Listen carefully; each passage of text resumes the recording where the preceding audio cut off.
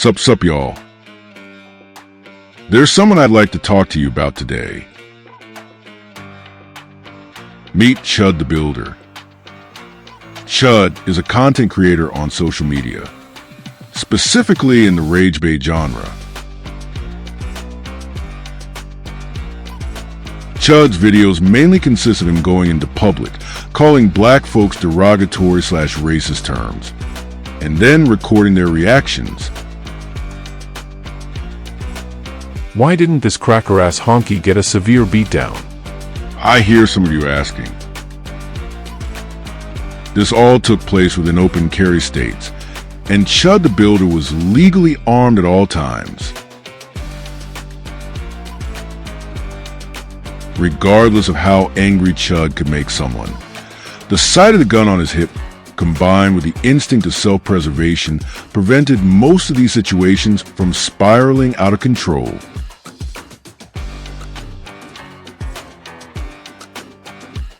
Sadly, Chud's luck eventually ran out.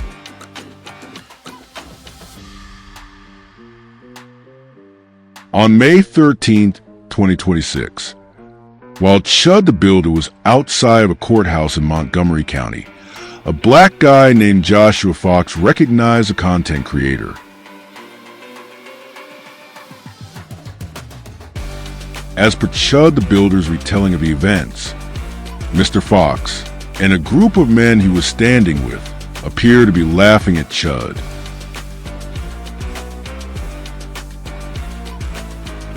Chud the Builder approached this group of men and asked them if they liked the suit. The group told Chud to walk away, and he did. Then, Mr. Fox allegedly approached Chud the Builder, threatened him, and assaulted him. During the altercation, Chud was forced to shoot Mr. Fox in self-defense. Again, this is Chud the Builder's account of what happened. I wasn't there. But here's what we do know.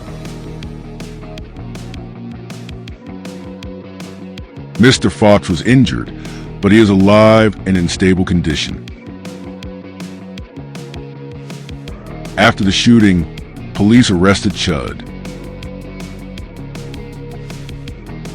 At the time of making this video, Chud the Builder is being held on a $1.25 million bond and is facing the following charges: attempted murder, employing a firearm during a dangerous felony, aggravated assault, and reckless endangerment with a deadly weapon.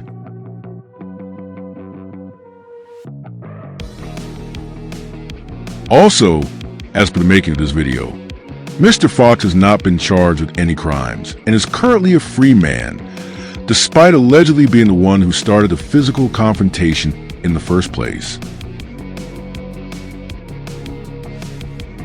Since the incident, Mr. Fox has launched a GoFundMe, because of fucking course he did, and has received at least $7,000 in donations thus far.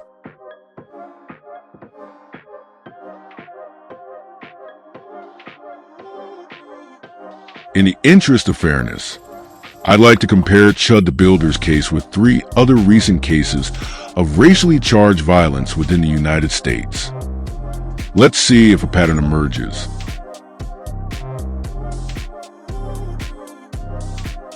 The killing of Irina Zarutska. Does this picture look familiar? It should.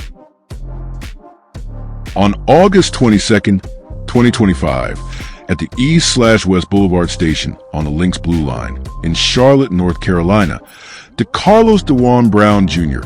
stabbed Ukrainian refugee Irina Zarutska to death. Irina Zarutska was only 23 years old at the time of her murder. She'd escaped the war in Ukraine in the hopes of finding safety in the United States. Before the fatal attack, Irina had not interacted with DeCarlos DeJuan Brown Jr. in any way.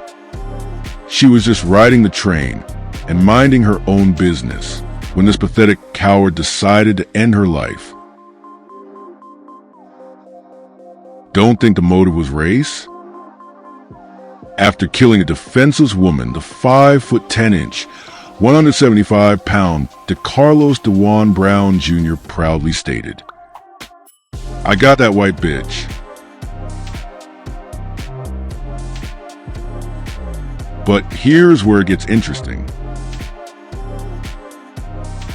Before the events of August 22nd, 2025, DeCarlos DeJuan Brown Jr. already had a lengthy rap sheet with multiple violent offenses to his name, including armed robbery and domestic violence. I told you he's a coward. DeCarlos DeJuan Brown Jr.'s criminal record dates all the way back to 2011 and includes at least 14 arrests. You may be wondering, why was this piece of shit allowed to walk the streets? I'm wondering that too. Over DeCarlos DeJuan Brown Jr.'s many appearances in courtrooms over the years, did every single judge fail to notice the monster standing before them? Or did these judges simply choose to ignore the monster altogether? After stabbing an innocent woman to death, DeCarlos DeJuan Brown Jr. was detained, not arrested, merely detained, and was later released on a cashless bond with written promise to appear in court. As of the making of this video, DeCarlos DeJuan Brown Jr. is being held at Central Regional Hospital in Charlotte, North Carolina, and is undergoing psychological evaluation. Oh, well, isn't that nice?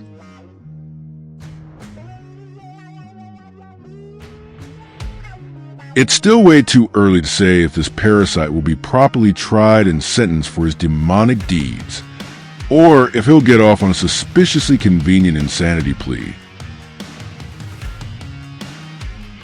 Only time will tell. At least DeCarlos DeJuan Brown Jr. isn't walking the streets at the moment. Too bad it took the death of Irina Zaritska for the parasite to get his punk ass taken off these very streets. Before we move on to the next case, I'd like you to say Irina Zaritska's name out loud. Say her name. On to the next case.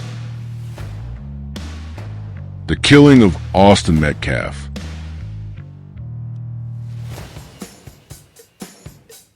On April 2nd, 2025, Austin Metcalf, a 17-year-old high school student at Memorial High School in Fresco, Texas, was fatally stabbed by Carmelo Anthony, a Centennial High School student of the same age.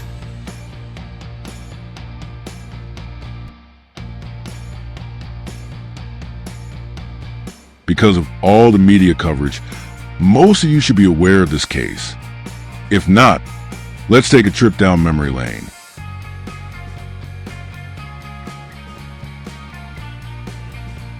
On April 2nd, 2025, Carmelo Anthony went to a track meet at the David Kuykendall Stadium, where his school was competing against Memorial High School. For some reason, Carmelo had a knife hidden in his backpack.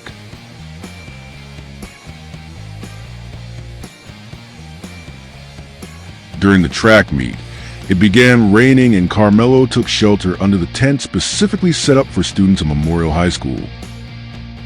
Remember, Carmelo was a Centennial High School student, and he had no business being under another school's tent.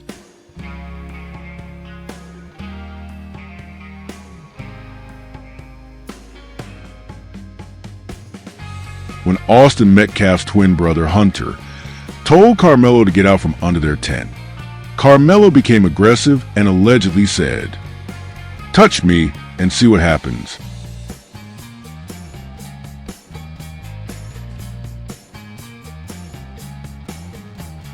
Like any good brother would, Austin Metcalf stepped in and confronted Carmelo.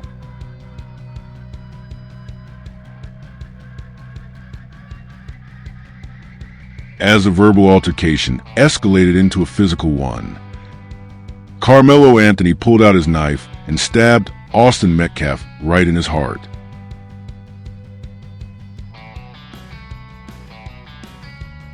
Like the coward he is, Carmelo Anthony then fled the scene only to give himself up to police shortly after.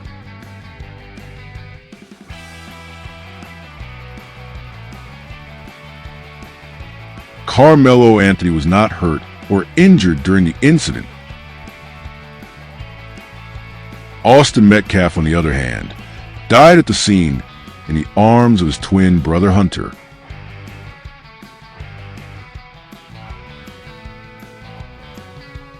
But here's where it gets interesting.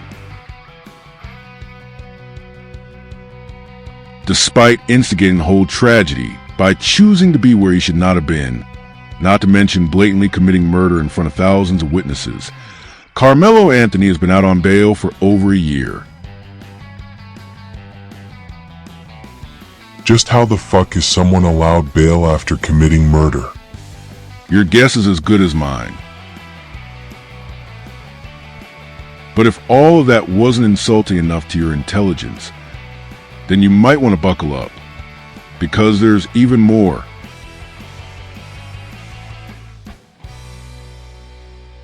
Not only was Carmelo Anthony allowed to post bail, the Honorable Judge Angela Tucker lowered his bond from $1 million to a mere $250,000. That's a reduction of 75%, if you happen to like math. So, why did she reduce Carmelo's bond by such a generous amount? Apparently, the Honorable Judge Angela Tucker made this decision based on Carmelo Anthony being considered a good student with a GPA of 3.7. Interestingly enough, the exact same grade point average as the late Austin Metcalf. I wonder if the judge was aware of that fact. Before we go any further, let's take a trip back in time to the mostly peaceful riots of 2020. Seems just like yesterday, doesn't it? Some of you may remember a young man by the name of Kyle Rittenhouse. If not, let me refresh your memory. On August 25th, 2020, during the so-called protests in Kenosha, Wisconsin, Kyle Rittenhouse was providing security, trying to protect a business establishment from low to negative IQ, arson-happy, BLM, and Antifa dipshits.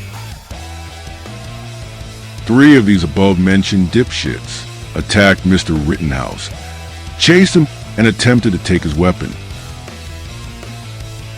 Mr. Rittenhouse was forced to shoot all 3 dipshits in self-defense, sadly, only killing 2 of them. For his efforts, Mr. Rittenhouse was arrested, criminally charged, and held on a $2 million bond. By the way, Kyle Rittenhouse had a GPA of 4.0, yet no judge felt the need to reduce his bond.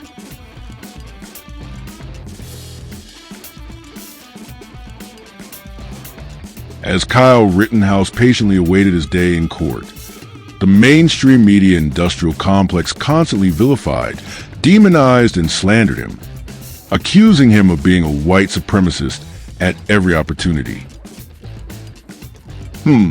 White supremacist, they said. Just for shits and giggles, let's take a look at Mr. Rittenhouse's so-called victims. Hang on, are my eyes fucked up? Or do I happen to see 3 white guys? But don't worry, folks. Mr. Rittenhouse's story does have a happy ending. when all the evidence was finally laid out in front of a jury of his peers. Common sense prevailed, and Mr. Rittenhouse was found not guilty.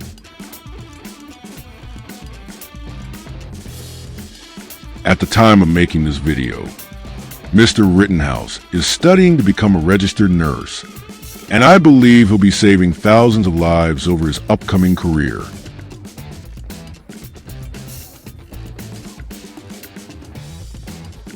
By the way, that's some damn good trigger discipline right there.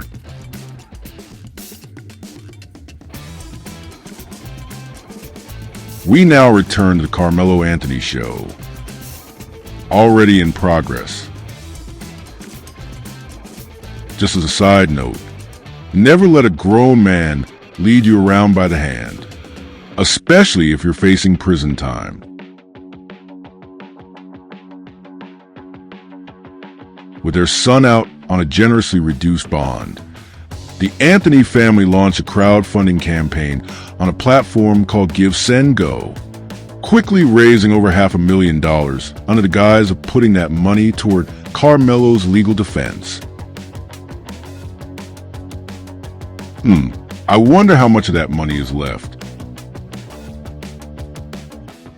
I ask because the Anthony family have since requested a public defender. Just let that sink in for a moment. Over $500,000 donated to a remorseless killer. And make no mistake, folks, Carmelo Anthony is indeed a remorseless killer. Since Austin Metcalf's murder over a year ago, privileged punk Carmelo Anthony has yet to express any shred of guilt, grief, or even regret over his actions. Who knows? Maybe this demon will shed a few token crocodile tears in court. I guess we just gotta wait and see. If being donated $500,000 for killing an innocent person isn't a perfect example of rewarding evil behavior, then I just don't know what is. Kinda makes you want to look more closely at the people who donated, doesn't it? Aggravating as that was, this next part should really make your blood boil. Since Austin's murder, the Metcalf family have been harassed, threatened, and even swatted numerous times by Carmelo Anthony supporters. Not only has the Metcalf family been the targets of threats and harassment, so has journalist Sarah Fields, who's been covering the case. Because of the ongoing campaign of harassment against her, Sarah Fields has had to file lawsuits against Drew Anthony, Tiffany Billions, and comedian Charleston White. But here's the cherry on top. Carmelo's case only became a race issue because of the family's own spokesperson, professional activist, layabout, and consumer of oxygen, Dominique Alexander.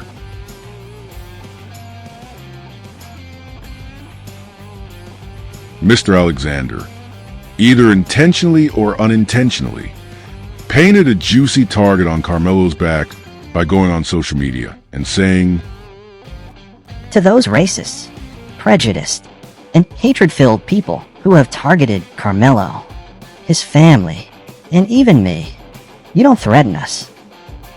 We're not retreating." Guess what? Genius. No one was targeting Carmelo Anthony. Well, not until you posted such an eloquently worded, big brain statement. But now, well, let's just say a particular group of inmates have been given plenty of extra motivation to get their hands on Carmelo once he's serving time in the big boy prison. Couldn't happen to a nicer guy.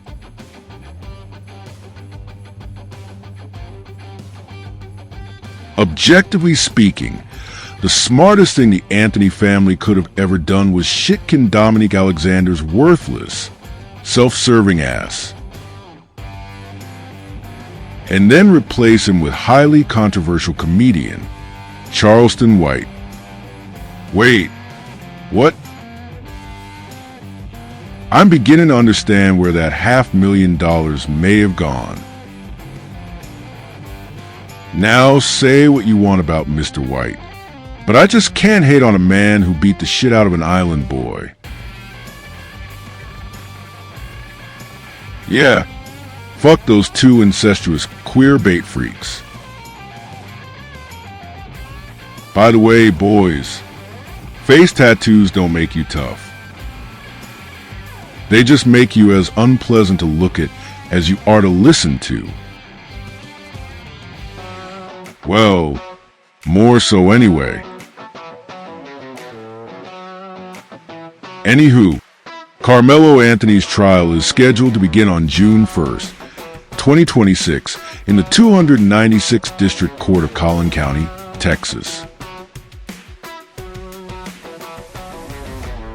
I'll be following the case as closely as I can, so stay tuned for upcoming Truth Bomb videos. Before we get back to Chud the Builder, I'd like you all to do me a favor. Say Austin Metcalf's name out loud.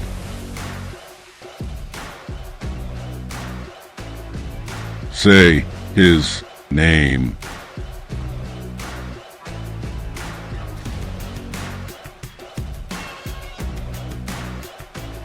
Okay, now we can get back to Chud the Builder.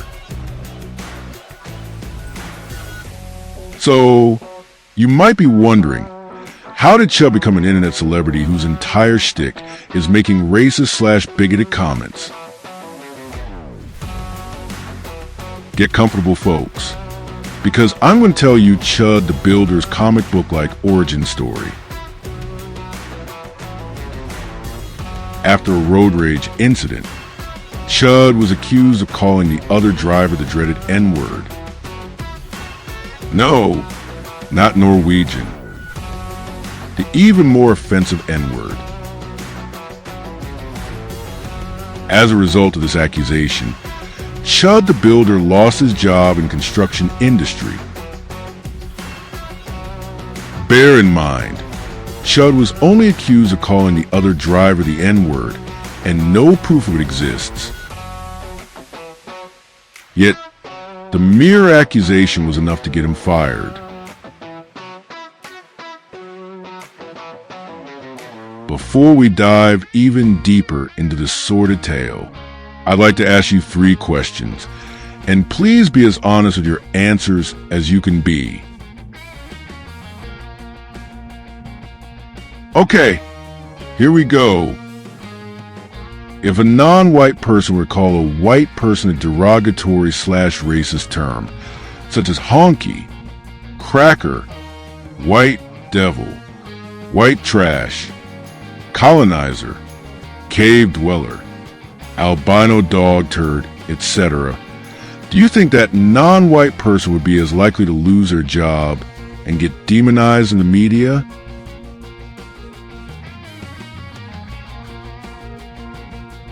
Regardless of a person's race, if that person were to express a racist/controversial/spicy opinion on their own time, outside of work, is taking away their livelihood justified?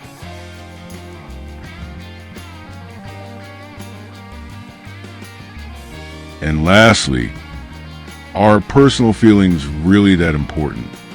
Or have we all just been conditioned into this perpetual victim mentality, where hearing someone say the wrong thing is more than enough to cause total mental collapse, emotional meltdowns, and low to negative IQ crash outs? Again, please be as honest as you can be with your answers.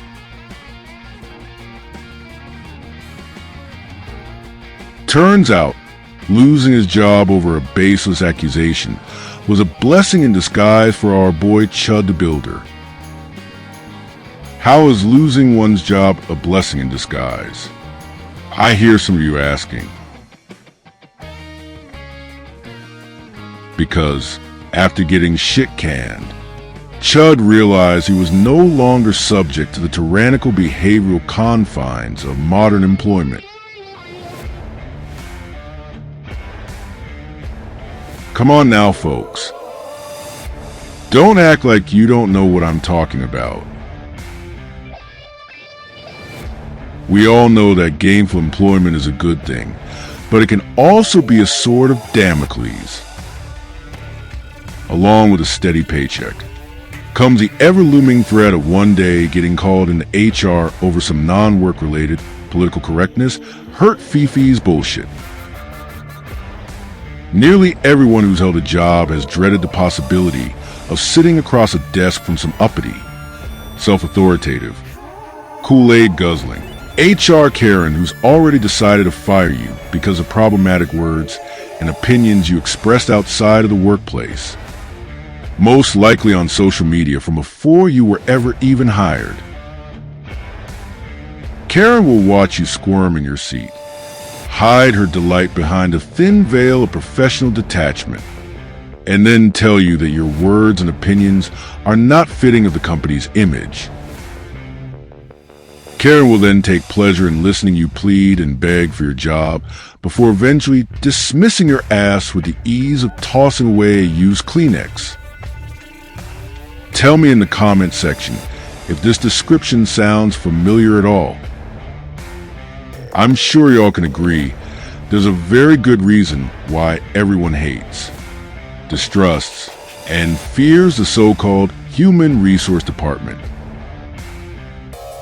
The good news is that more and more investors, CEOs, and boards of directors are waking up to the fact that HR departments are a parasitic drain on businesses and not an asset. They say that whenever an HR Karen is handed her walking papers, an angel gets its wings, making the modern job market even more of a farce. AI and automation are already replacing most workers, and decent employment is becoming harder and harder to find.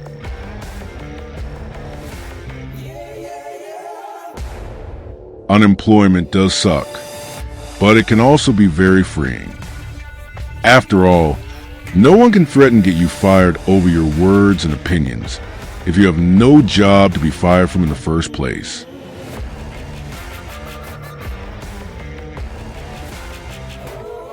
Finding himself unemployed and with lots of free time on his hands, Chud the Builder took to social media and soon became a successful rage-bait content creator. As part of his online persona, Chud embraced the very accusation that it cost him his job and turned it to his advantage. Fuck it. If they're gonna call me a racist anyway, I might as well lean into it and profit from it. He must have thought. That's right, folks. Much like how Batman accidentally created the Joker, the idiot who accused Chud the Builder of dropping the N-bomb without any proof inadvertently created one of the most openly bigoted content creators in America. Good job there, genius. So, what's it like being a rocket scientist?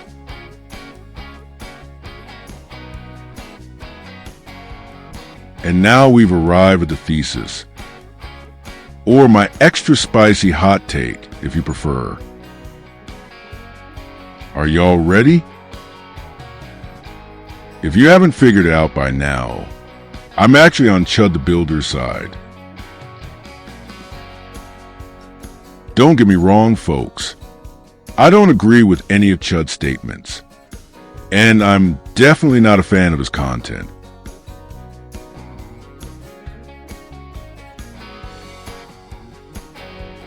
As far as I'm concerned, rage-bait content creators are nothing more than one-trick ponies, and the trick gets old real fast.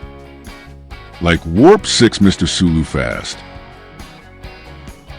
So, if I'm not a fan of Chud's unimaginative, stale, been done before, unfunny, hate-fueled verbal diarrhea, then just why the fuck am I defending him?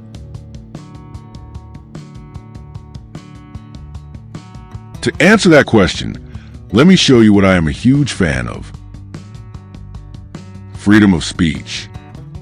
A right, as stated in the First Amendment to the Constitution of the United States, to express information, ideas, and opinions free of government restrictions based on content. That's how it's defined for my American friends and neighbors. Now, let's see how it's defined in my home and native land. Freedom of thought, belief, opinion, and expression, including freedom of the press and other media of communication. Admittedly, it looks like the Liber Commies did not receive that particular memo. My point being, there are already plenty of demonic entities who would love to take away your right to expression. Hollow, morally void husks who would do anything to silence those who oppose them, along with the rest of us, just to be sure. Because these evil forces are forever trying to take away your right to expression, it only makes freedom of speech all the more precious and worth fighting for. It is our most important human right. Don't let anyone take it away from you. If you're one of those people who believes it's okay to silence others because you disagree with them, eventually, someone else will come along, dislike what you have to say, and silence you in turn. Freedom of speech is like a double-edged sword. You have the right to say what you please, but so does everyone else.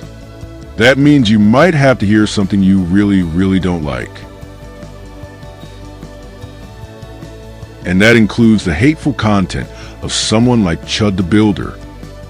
However, we're only required to tolerate it. We do not have to accept it. Here's an idea. If you ever encounter someone like Chud, try challenging them to a debate. Make sure to bring receipts and use your words to embarrass their ignorant ass and make them rage quit.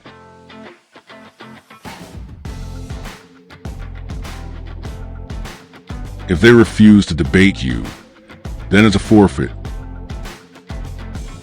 Through either an inability or an unwillingness to engage in verbal sparring, they've essentially admitted defeat. And that's a victory for you.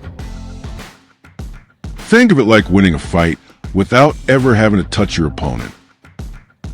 The best part, there's far less chance getting shot, stabbed, or arrested.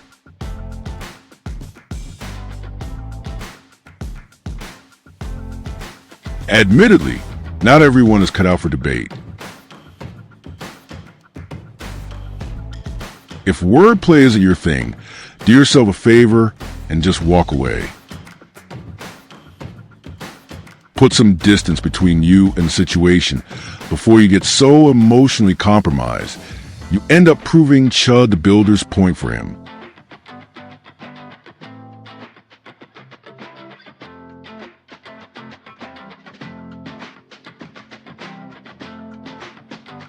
In the end, please just spare me your bullshit selective outrage and virtue signaling. How about we take emotions out of the equation, look at the bare facts, and acknowledge that something is very wrong here. So, who else out there has the balls to put their personal feelings aside and call out the fact that a man who's never killed anyone is now facing potential decades of imprisonment? Straight up railroaded by a politically/racially biased, inconsistent, post-St. George of fentanyl Floyd so-called justice system?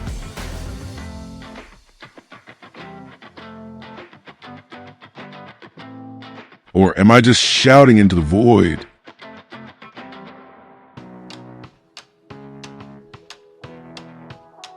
Thanks for watching. By the way, racism is not illegal. Acting on it is. Perhaps more judges should keep that in mind.